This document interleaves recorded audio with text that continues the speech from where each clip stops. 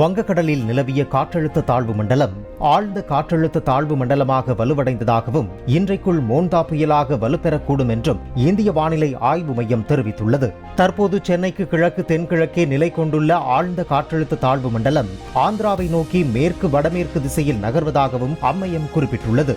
இன்றைக்குள் தென்மேற்கு மற்றும் அதனை ஒட்டிய மத்திய மேற்கு வங்கக்கடல் பகுதிகளில் மோந்தா புயலாக உருவெடுத்த பின் நாளை மறுநாள் தீவிர புயலாக வலுப்பெறும் என்றும் கணிக்கப்பட்டுள்ளது.